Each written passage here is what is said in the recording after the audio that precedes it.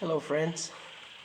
Ollie just stopped by to join me and say hello to everybody as I was starting to, getting ready to start this video. So this is Ollie. He's my oldest boy here, and he's an absolute teddy bear. He was a mama's boy when he was born, and just everything about him is lovable. Okay, moving on to our topic.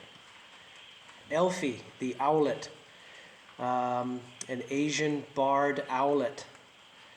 I never did find out what he was barred from, but it was an Asian barred owlet that magically appeared on my front porch as I was putting a kitten in one of the quarantine cages, a rescue kitten. This was about a month ago. He came hopping and a-flopping, and I said, all is well in the universe. Here is my owl. And as I mentioned in the first video about a month ago about him when he first arrived, I say him, we don't know if it was a she or a he.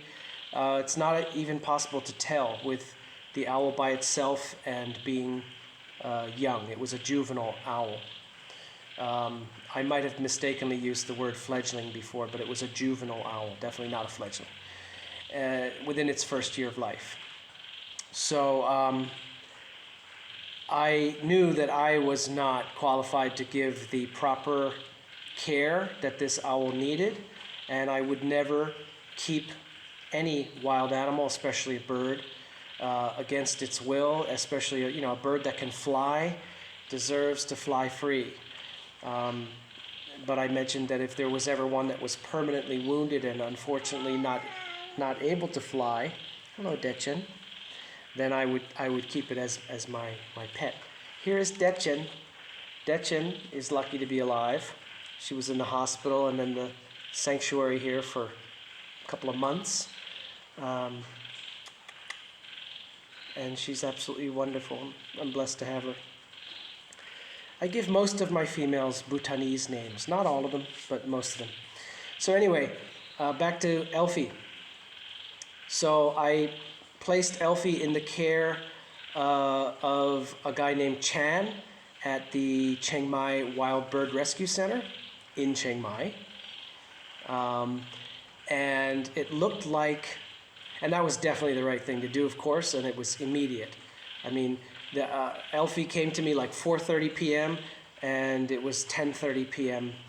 by the time, on a Sunday night, how's that? 10:30 p.m. on a Sunday night, Chan received him at the rescue center. And it was definitely the right thing to do. We were expecting the recovery to be rather swift, maybe a week to 10 days or something.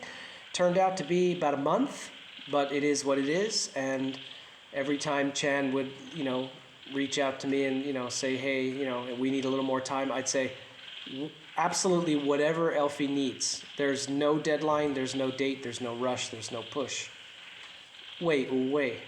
Allow it to happen without your interference and meddling, okay?